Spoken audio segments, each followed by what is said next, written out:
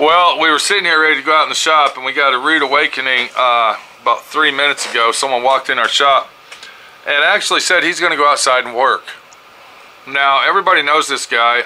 This is just an update about what? It's been 2 years since you worked on your Jeep, Larry? And yeah, you heard the name, Larry, the mechanic guy, Mr. Shade Tree himself, Lawnmower Larry, that needs to get out there and mow that lawn. When are you going to do that? Which lawn? The lawn in the front. In the front? Don't you think you ought to be doing that instead of working on that Jeep today in this nice, beautiful weather? No, you said it's too hot. So let's get a little angle with Larry and see where he's at on his Jeep, because he's not really far, and I think he's actually changed his ideas again.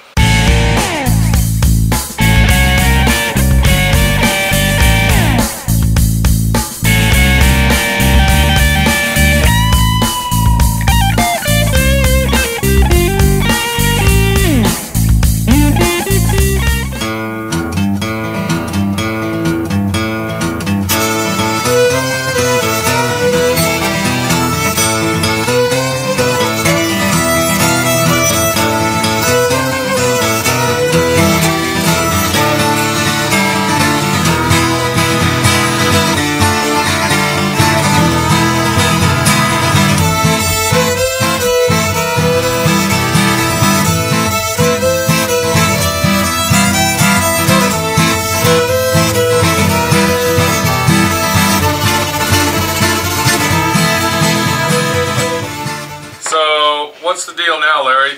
We went over to the auctioneer and we bought a couple cars. Yeah. What do you think of this one, Larry? You think this one might be too much complication going on? It would be easier to go ahead and use the S10? Huh? Get the S10. Yeah. I'm sorry, I mean the Blazer, dude. The Blazer would probably be a better situation than this. You know what I mean? To really actually just get something going, but I would like to see this just due to the fact that it's four-wheel drive. But the other problem you have is you got more stuff on it that can go bad, and more money you'll have to spend to make it run, Larry. Okay, Larry's not listening to us right now because he's actually contemplating on possibly getting this, which I'm going to say no. Okay, we're out here looking for the car that Larry could use to actually make something out of his, yeah, that thing. So hopefully we'll be able to find the car he needs that we'll be able to convert over and make into his Jeep that he wants. There's a Bronco up there, Larry. Is that what we're looking at? It says non-runner, electrical problem, who cares, engine missing parts, frame damage. That's the reason you come out here. Okay, look, here's our frame damage. They must be talking about this right here. Yeah. All right. What other car did you have on your list? Okay, hold on. There's an S10. Hold on. Okay, hold on. Here we go. This is what I'm talking about right here. Okay, now this one here says manual transmission, non-runner, bad fuel pump, clogged fuel system. That might be a deal right there, Larry. So as Larry's popping the hood open, do you see what we're trying to do? We're trying to make it more simplified so Larry can get his piece of shit Jeep going and actually do something with it to say, hey, look at me, I got my Jeep running, and hopefully it will work. Okay, look what we got here, dude. I like this setup. I'm looking more at the drivetrain aspect of the situation than I am the wheelbase, because the wheelbase is easy to fix. Okay. You understand what I'm saying? All right, this here is more simplified. It's got, I'm going to say that this is either a carburetor or it's, all right, you see there, this is tune port injection, which is very easy and simplified to mess with, versus fuel injection and computers and smog pumps and all this other shit. Do you understand what I'm saying? Yep. Okay, hold on. We got us a regular here. How's it going, guy? It's going on. You were telling us some stories in there about all kinds of stuff going on about you can actually commission your car here, this, that, and the other, and they'll sell it for you if you want, and it's not really a thing for kids anymore. Is that true? No, it's not really a thing for kids. Not for kids anymore, because you're a regular here. I see your list in your lap, bud. Yeah, I've been here every Saturday for probably 3 or 4 years. Yeah, and you're telling us that. Rarely do I miss a set. And you're also telling us that these cars are going for like retail value now instead of, you know, come out, donate your money and get a car when you leave type shit. It depends on the car. But yeah, a lot of cars are selling for retail or higher sometimes. And you're even saying that CarMax is coming out here, bringing their cars out here and dumping them out here and making money off the system. Yeah, what's going on with that, buddy? I don't know what to tell you, man.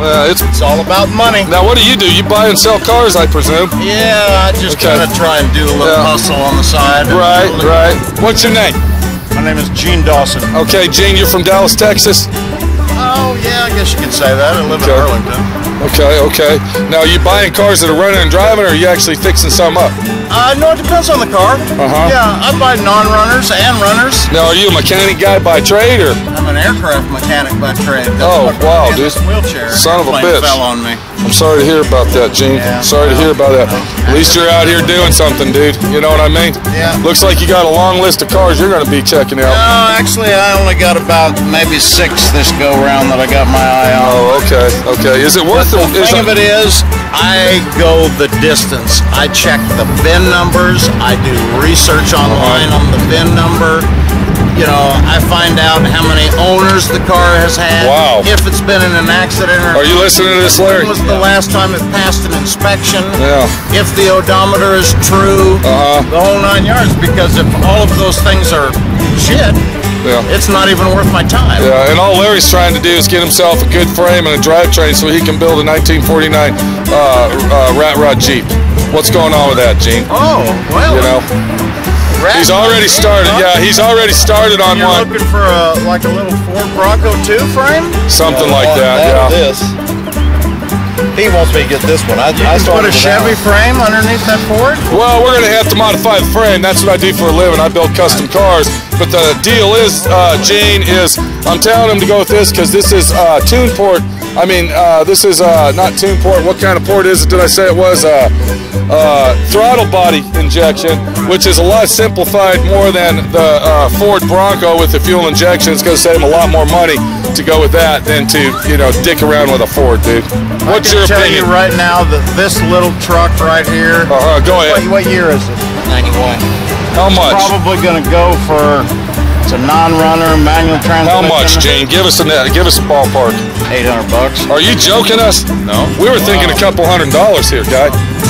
Pickups in general, no matter what the model is, go high. You're telling me a 1982 piece that doesn't run manual transmission is going to go for $800 or $900? I wouldn't be surprised. People are coming that haven't got a clue about an auction or what to do or the price of a car or anything. And they want the way they bid, they're fickle. Yeah. They want this feeling of winning something. There you go. Even if they pay too much. Even if they pay a brand new price, they want it. And then they're the winner. There's dealers that come out, even wrecking yard dealers that come looking for things like this, and they can part it out and make $2 grand. Wow. You know, on an 82 Chevy. They wow. a little bit higher. Yeah. You know? It just all depends on who's here tomorrow. I think the auction system is ruined. You can also bid online. You don't even have to come out anymore. Yeah. You can bid online. I just can't do the online thing. I want to be able to feel, touch, lick, you know. Yeah, lick it up, and want to be able to make sure you're getting a good deal. Okay, let me ask you about an idea. Do you know of any ideas of where there's any old S10s that we might be able to look at, Gene, being the professional guy that you are? An old S10?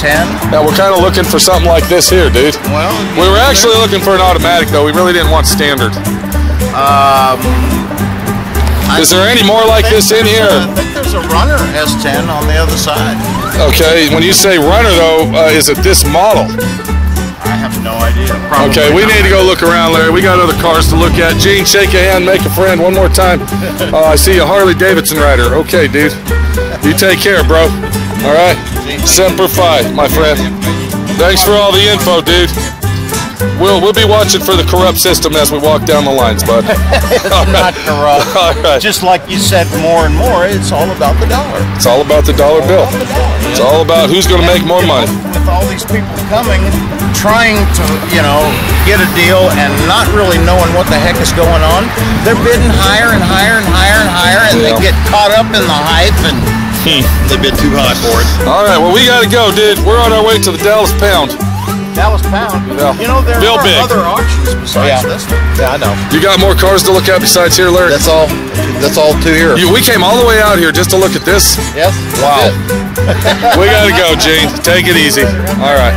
So there you go. That's a professional guy out here that says if we bid on this, we might get screwed in the ass. And we don't want to get screwed in the ass because we've already been screwed too many times by the situation. And now it's time to get a deal going, my friend Pete style, and really get the Jeep on the road. What do we got over here, Larry?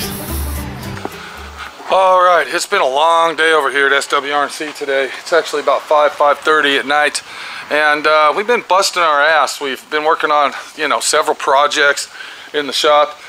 One particular project is our 1955 Buick station wagon, and it's really starting to look like I want it to look, and getting to where I want it to be. But what happened is we had to pull the gas tank out. I've had to flush that out. I've been flushing this thing out for 3 or 4 days. I went ahead and used muriatic acid. I used vinegar water. I've used basically everything I can to flush it out. And I think finally we got this thing flushed out after 2 or 3 days of jacking with it. Now we got to get our sending unit, put that in, and then I believe our gas tank's going to be looking good. And then we've also been working on our 69 Mustang, which we found out some serious situations here. If you look at this fender over here, this is actually a 69 fender. You can see right here in this area where the internal box is, I guess you would call that. But as we come over here, you can see that box is missing, and also where they cut it out with some type of cutting tool. And this is actually a 1970 model fender. You can tell by the marker light right here. So what I just got done doing is welding this hole up because they actually cut this hole out to match that fender, which is actually a 70 model, not a 69. And these are factory fenders, and I want to keep those fenders, so I'm going to buy a used fender or a new fender, whichever comes up first. And I'm going to go ahead and cut that bucket out of right in there, and then I'll go ahead and take it out of the other fender, put it in this fender, and hopefully everything will line up. So you can see we've been pretty busy over here at SWRC today. And somebody else has been busy over here, and that person is Shade Tree Mechanic Larry. Larry Guy Shade Tree and Dude is actually doing something on his Jeep. So let's go down there and check it out and see what the heck is going on today. So as we walk up to the scenario of diabolical situation that you might call Monopoly, we see that he's got his lawnmower out here catching some sun rays, but behind that we also see a frame that looks like it used to be under the Jeep. A frame that he modified and took a whole year on jacking with is now out of the car. And what the heck is this? I guess this is okay, that's a homemade body mount that he made for the Jeep to actually mount on. I like that. That would really work awesomely good to be that shape. We see some welding going on right here. I don't know what that was all about, but yeah. But the real deal is why is the frame out of the car? Okay, what's up, Larry? I thought I'd change the body out. Okay, so you went ahead and got those cars that we were talking about. Yes, did. Wow. And so now we're back to square one with our Jeep. No steering columns. We don't have no floors, boards in them. We don't have nothing in them but a body sitting on 2x4, what is that, 4x4 iron cinder blocks and blocks of wood. Yeah. And floor jacks and pop bottle jacks. So we're back to square one. Yep. So it took you 9 months to get back out here and really actually work on it. Yep, I guess so. And it took a whole day. It took 9 months to put all that shit on there, and it took about a day to get it all off. That's right. Wow. That's real inviting there, Larry, that it was put together professionally. That's it. Knowing that it took you 9 months to do all that work, and then it only took you a day to take it apart, that would tell me that it would have been really roadworthy and safe. Larry. That's the way it would have been. Yeah. I'm gonna go look at your cars, dude. Okay, go look at the car. So when we were out there at the auction, I specifically told Larry to buy the Blazer. Instead, he decides to go ahead and not just get the Blazer, but also get the Bronco for what? I don't know. He claims that he got an impulse surge the night before the auction and got online and bid on it, and he was the only person that bid on it. People are coming that haven't got a clue about an auction or what to do or the price of a car or anything. and they want the way they bid it, they're fickle. Yeah. They want this feeling of winning something. There you go. So let's check that out and see what we got. So from supposedly being a guy that wants to listen to my friend Pete, he's not really listening because he went ahead and bought this Bronco that's pretty much good for nothing. All right, we are not going to use this. This was a waste of time, and all it's good for is scrap iron. So basically he's already screwed up and wasted his money buying this pile of shit. People are coming that haven't got a clue about an auction or what to do or the price of a car or anything. What will he do with it? Probably end up taking it to the scrap iron yard, or maybe using the seats or something out of it to trinket it up. Maybe the rear view mirrors might work. You know, the wheels might actually bolt on there. We don't know, but we will not be using this frame. And then as we walk up to this beauty right here, here's the Blazer that we saw out at the auction. Larry went ahead and got that. And what we're gonna have to do is Larry's gonna have to get off his ass on laying on the ground taking snoozes and naps and actually remove the body off of this vehicle right here to work on the Shade Tree Jeep that we're calling Rat Rod Custom Deluxe piece of shit that he's trying to get running. So we got the V6 engine with the 700 R4 transmission. It's got the GM steering column, and everything should work properly and functionally to convert this little piece of shit here into that big piece of shit over there. Of course, after many failures and ups and downs, trials and tribulations, Shade Tree Larry decides now he wants my friend Pete's help. The real question is should I give him the help that he needs, or should I just tell him tough shit, you're shit out of luck and you're on your own because you refused my help last time? It's all up to me to decide that, and right now I am actually in an uproar of, you know, you should have listened to me in the first place, and you know, you kind of slandered me, Larry. You kind of put me down, and you kind of insulted me by, you know, doing stuff that I told you not to do, but taking it in your own hands and doing it anyway. So I'm gonna have to think about this and debate about it and figure out if I really want to help Larry finish his Jeep out and get him a car that will run and drive. It's a situation that says, will he listen? It's a situation that says, will he follow my lead and be the helper that I need to get it to the situation of being a trustworthy and mechanically inclined vehicle that it needs to be? We don't know. We just really don't know. After this little rambunctious nightmare of a story, we don't know.